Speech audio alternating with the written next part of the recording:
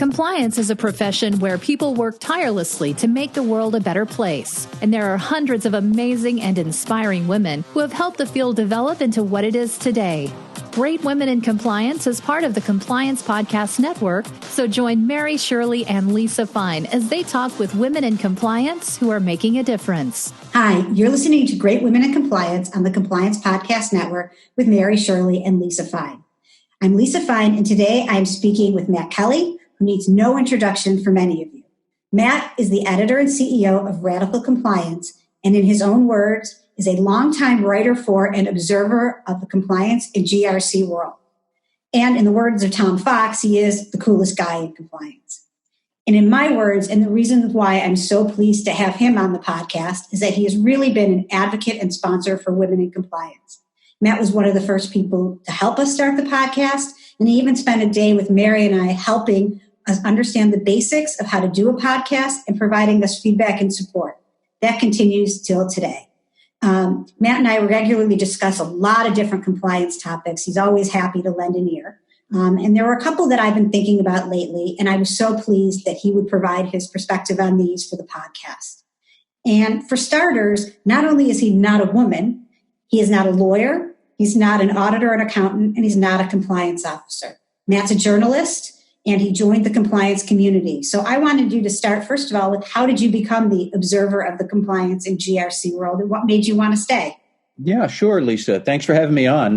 It's really great to be here. I'm glad to see that this podcast has become what it has become. So I started writing about corporate compliance probably around 2003. I've always been a newspaper reporter and journalist, and I still consider myself that first and foremost. But in the early 2000s, I had been writing a lot about business and technology.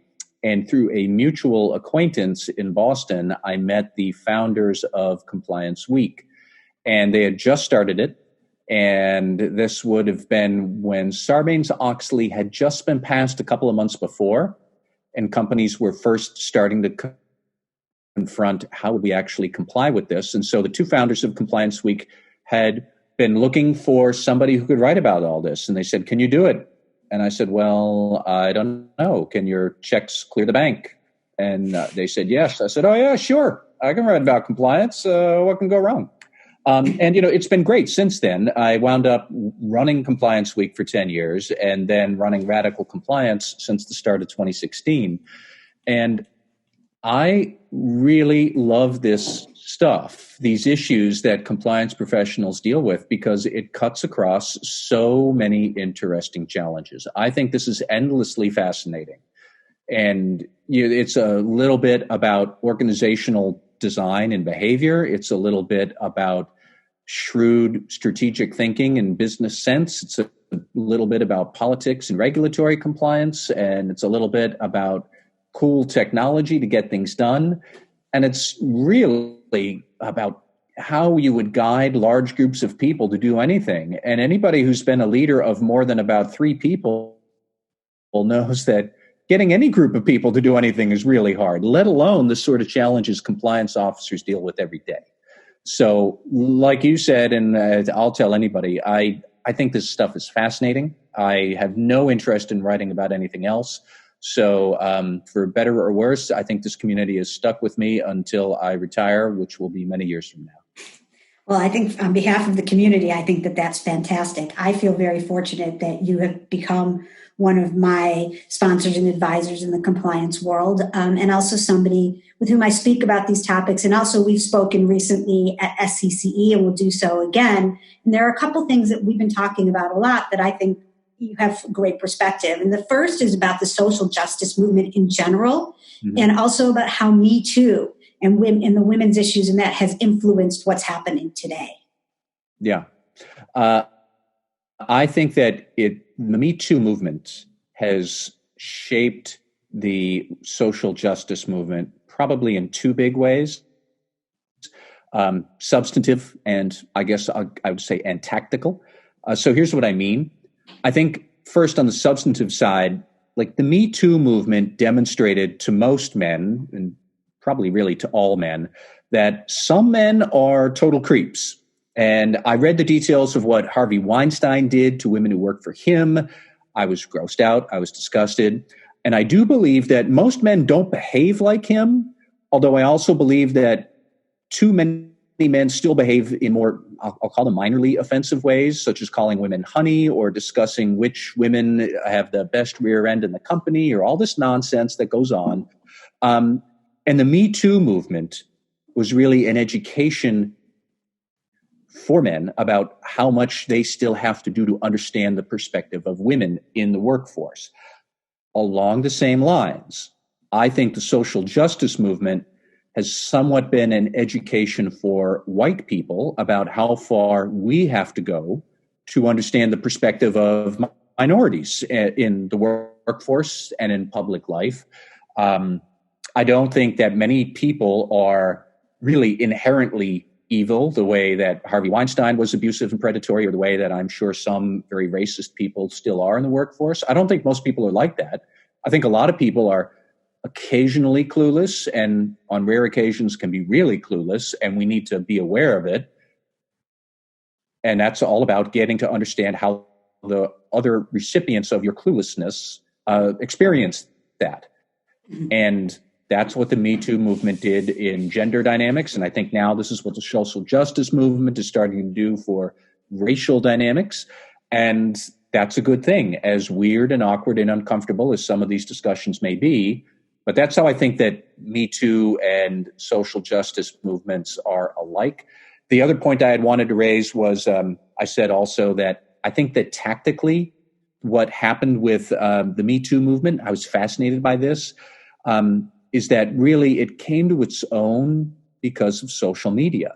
And you see Me Too and social justice protests have used social media to organize people in favor of their causes. I've given a lot of thought about this, as people listening might already be starting to understand. I would say it this way. All organizations have multiple stakeholder groups. You have employees, you have customers, you have investors and business partners and third parties and so on. Within each of those groups, some portion of people, and perhaps even most people within that group, they're sympathetic to the cause. And social media allows those people who are sympathetic to forge alliances across the stakeholder group. So people passionate about the issue, whether it's Me Too or social justice or frankly anything else, but once they start forming alliances on social media, they can kind of encircle the organization. That's been true with Me Too and social justice. It's really true, like I said, of any issue, and I think that's the point I would encourage compliance professionals to think about, and think about it a lot. Social media can allow people of like-minded views to form these alliances across your stakeholder group. And then that alliance can try to hold your company accountable to their own standards of conduct, which might not be yours, might not be what the CEO says, might not even be what regulators say companies must do. It could be some higher standard. But that ability to get different pockets of supporters across all your stakeholders unified and whipped around, like that's new. I don't know that without social media, I don't know that Me Too would have lit up like it did. I don't know that the social justice protests would have lit up like they did, but they have. And that's the sort of thing that I think about a lot, what these things have alike and what they mean for the future. Yeah, and one thing that's made me think about that's interesting as a similarity and a difference in Me Too, I think a lot of it was joining of like-minded individuals, same with social justice, and particularly Black Lives Matter. But with Black Lives Matter, you were also having people videotaping through phones, bad actors, bad acts for the same time. So in a way, certain things just became so crystal clear and so evident that people couldn't kind of step away from it. Maybe similar to some of the text messages or other things through Me Too, but there was a lot of firsthand witnessing initially of some of the real horrific violence. And I think that was also a way of bringing people together to say, these are real problems. These are, for those who didn't already know that or think that, it really put it in, for all the things that social media may do in a problematic way, in some other ways, this forced people, and I mean a lot of people who are white like me, to really recognize, what what is happening every day and how can we really get involved and do better. And you can't really, sort of think about it. One has to act. And I think that is one thing that I think is a little similar and different, because in Me Too, it was a lot of really bad witness testimony, which I think brings me to this other point that you have talked about before, is about, women making allegations of harassment from a compliance standpoint. Mm-hmm. And these were not with obviously videos that can be circulated through social media or other things, but allegations. And what do we learn with that, and what was happening with Me Too? Well, I have some thoughts about allegations that women make about harassment and how compliance programs should handle them. But before we get to that, I did just want to say one point. You brought up the ease of documentation, the video documentation that we see with social justice protests and Black Lives Matter.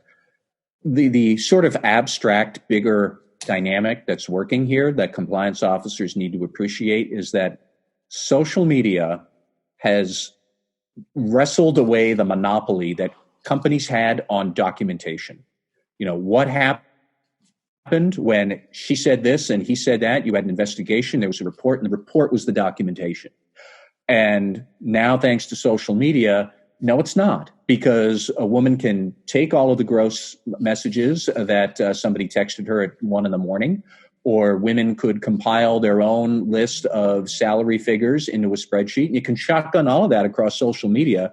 And now the company is responding to that. And the documentation monopoly that you would have had 30 years ago doesn't happen. Very much the same with Black Lives Matter and social justice protests. It's just that there's video documentation as opposed to screen grabs or something. But understand what has happened here is that you've lost the ability to keep a grip on the documentation and the official record. Now there's dueling records and companies have to respond to it. But Lisa, you had asked about allegations and how compliance officers might think about this. So this has been on my mind after a fascinating tale that a compliance officer told me once. She was head of compliance at a large financial services firm, and they had been auditing their hotline complaints and found higher rates of unsubstantiated reports when the complaints were filed by women. So, why? Theoretically, you could wonder whether women file false complaints more often, except that makes no sense in the real world. So this firm was doing a more nuanced analysis, like where is this discrepancy coming from? And not only that, but they got to what are the complaints women are actually making, and do we have the right tools to investigate those issues? And that's where what is the one complaint women are much more likely to make than men? Sexual harassment. And the firm realized eventually that its investigation protocols and training, they weren't really sufficiently strong enough or suited to handle something as personal and sensitive as sexual harassment. Hence, they wind up with this discrepancy between male and female complaints. So I don't know what all the results of that analysis and conclusion were, or what reforms they made, but I think the point is important that you need to meet your employees where they are and devise compliance tools and practices to help them with the issues that they have, not vice versa, where they have to fit their world into your program.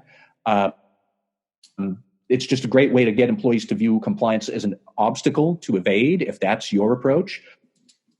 And we have enough of that already. You really need to be thinking about what are their problems? How do we help to investigate and solve those problems effectively? Not, here's our processes, fit your problem into my process. And so that tale the woman had told me about the differences between substantiation rates, it always struck me as just a fascinating example of how to try and get ahead of these issues and what the compliance program should be doing with it. Yeah, it's also a thought about, is there potential implicit bias? Are there investigators that, are sensitive? Is there a lot? There's just so much to that. But I always found that story absolutely fascinating as well. Yeah. And given, the events of the past summer and COVID, and we'll talk about that a little more in a minute, but do you think that discrimination and harassment rates will increase or have increased over the past, 6 months or so? I mean, will complaints increase? I think yes. My question is more, will they increase in relative terms? Like if you take the Me Too movement, which is now several years old, if you take that as an example, so what happened there? And these are stats that I had pulled from Navex Global's whistleblower benchmarking report. Comes out every year. And so in 2019, that report for 2019 statistics came out earlier this spring. That was the first time we'd seen a decline in the percentage of total complaints devoted to harassment. And that was about 2 years after noticeable increases, thanks to the Me Too movement, which I believe emerged in late 2017.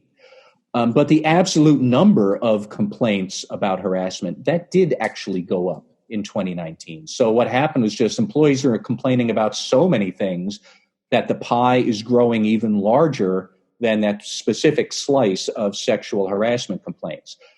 My question, which we can't answer yet, and we won't for another several years, will we see something similar happen with racial discrimination and social justice complaints? I suspect the answer is yes, that we're going to see a big spike in those kind of complaints happening in 2020 and possibly in 2021.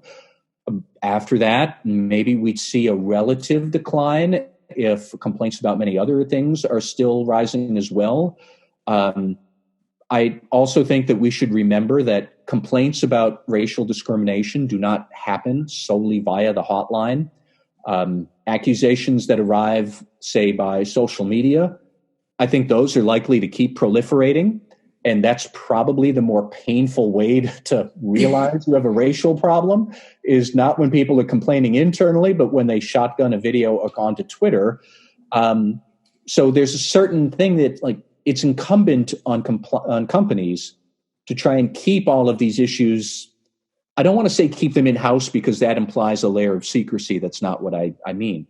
But you really want to make sure that your corporate culture is not threatening and inviting enough that when minority employees feel like there's some sort of racial equity issue, that they feel comfortable bringing it up to their boss or to the hotline, not going out in a blaze of glory where I quit, and by the way, here's my Twitter feed, bang, and they shoot a video for millions of people to see. That's not what you want. But if your corporate culture is flawed, that's what you're going to get. So I'll be very curious to see how all of these dynamics play out. But your first question there, are we going to see more complaints about this? I can't imagine a scenario where we won't. But that's what I think about the issue. Right. I mean, when I think about it, it's similar to what you're saying. I also think when you get to the point, or one would be at a point where they are going out and using social media, that, as you said, it's a failure within an organization. It's also a failure for the organization if it's truly not an aberration and people start coming out and talking about it more and more. That's why not only the culture, but the reporting, the day-to-day interactions, and the growth is in appropriate ways. It's just so important right now. I mean, looking at diversity and balance and growing organizations to listen to different viewpoints is, I think, one of the things that's come out that's positive from some of this, with a lot of other negative. I think the flip side of some of that too is this feeling of retaliation for raising concerns or other things. But I think, with COVID, in a traditional model, women may be more responsible for home or family, and that's changed a lot over the years. But during COVID, suddenly with families at home, regardless of any different configuration, there are people out there who are feeling that because of issues related to childcare, being educators, caring for family members, they may not feel they're being treated fairly if they're as available as others, and that hits women. And another point that I was speaking about with somebody over the weekend, a woman I hadn't seen in a while, was talking about how much more she was working because she wants to help out. She doesn't have children, but one of her colleagues and a drug manager have kids under the age of 6. So at the one time, and on the other hand, this isn't a retaliation point, but you really want to be helpful. But on the other hand, then there start to be questions about, allocation of work or things like that. And then with job loss, people losing jobs may say it's retaliation. I mean, where do you think retaliation is these days? Well, It's very difficult to say because there's so much volatility in work routines right now that I don't think we have any easy answers to. It would be one thing if, for example, if we knew for a fact that a vaccine was 10 years away and how we are working right now is going to have to become a long-term permanent thing. I do think that there are a lot of companies that would change their personnel practices, their HR practices, their policies and whatnot. And maybe society would change, hopefully in beneficial ways, to think about things like gender equity and who takes care of the children and so forth. But that's probably not what's going to happen. We probably are going to have a vaccine sometime in the next several months. So we probably are going to get back to some semblance of normal sooner rather than later. Won't be exactly like 2019, but I bet by 2022 it'll be more like 2019 than, say, 2020. But that, for a big company, you're thinking then, how many of these changes have to be permanent? And they don't know. Some of them should be permanent anyways. Some changes should be transitory. And it's not easy to figure out what we should be doing to have a large, complex workforce.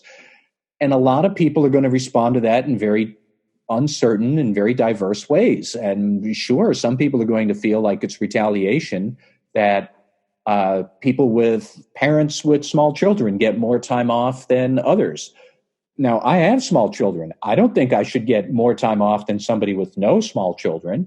I think everybody should get a little bit more time off, but I don't think I should get twice as much time off as the next person who might not have any children or whose children are grown. I don't know what the right answer is, and I don't have a good answer for that. I think that we're in such a volatile state with how workplaces have to run.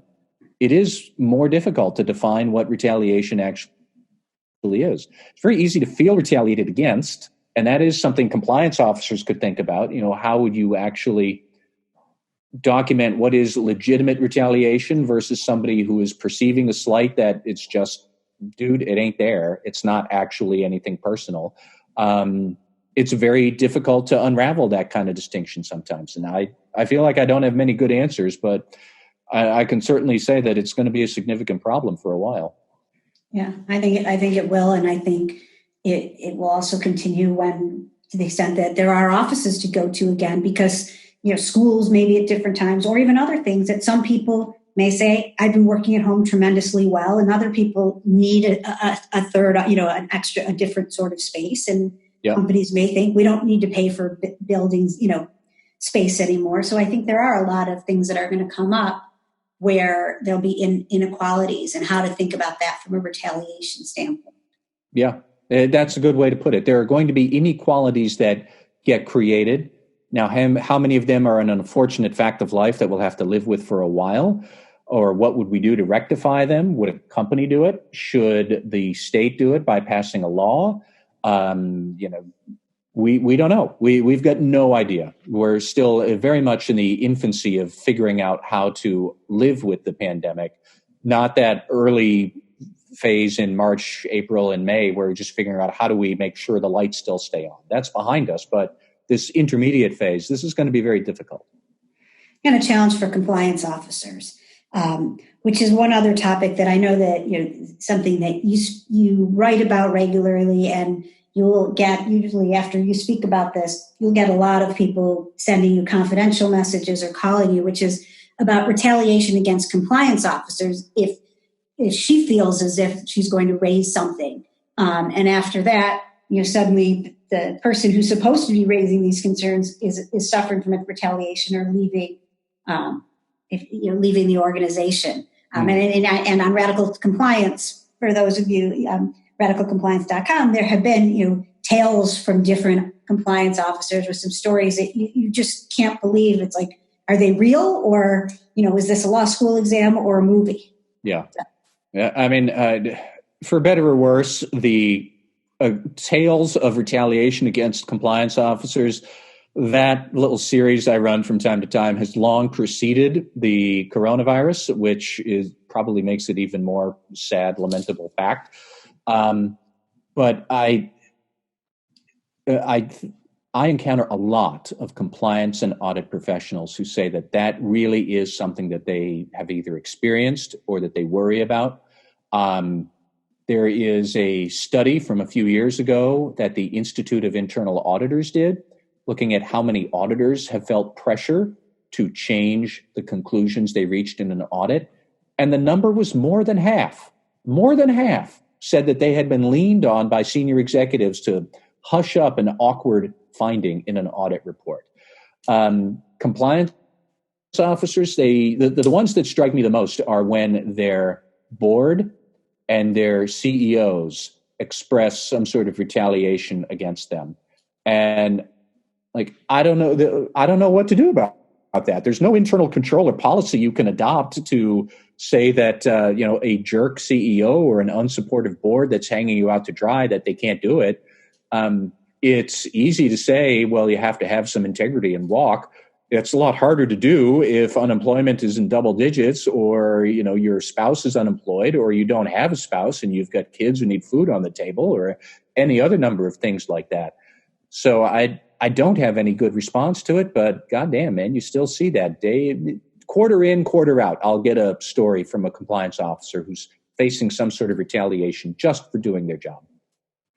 It's scary. One of my mentors said to me once, one of the things you always have to remember is to be prepared to walk away. And as a compliance officer, and that's a strange thing to think about your job is not related to satisfaction, not related to the certain job objectives or other things. But if you feel like you can't agree with something, you have to be ready to leave from the first day you're there, thinking about your exit. So, I don't know if there are any other points you want to raise about that. Go ahead, sorry. I don't mean to be too glib and flip here, but I would always recommend to everybody get fired once in your career and then have a take this job and shove it moment once in your career. Probably not more than once for either of those things, and probably before your age at 30. But, look, I am no stranger to having been forced out of a job. So I can certainly sympathize with those people who are in difficult predicaments. I don't know. It sounds cliche to say be prepared to walk out, because it's much harder to actually do it. But I've had to do that once or twice, and I always felt better afterwards. I always said, "Oh Christ, I should have done that months earlier." Well, I think with that in mind, I certainly hope you don't, start a, mass exodus from particular organizations. But if it is, we have a much larger concern coming out of the podcast today. But I do want to say, really how much I appreciate your time. And for anybody who doesn't keep up on the news, Matt does bring us a lot of different scoops and has been also the advocate for many through radicalcompliance.com. And we don't obviously have a ton of male guests on the Great Women in Compliance podcast, but I'm so thrilled that we were able to have you come and speak today, and for the support that you've provided to this whole podcast in the community. So thanks so much, Matt, and have a good rest of the day. All right. It's been my pleasure. Thank you. Thanks for joining us for this episode of Great Women in Compliance. We hope you'll join us in honoring the great women in the compliance field by subscribing to this podcast and leaving a review.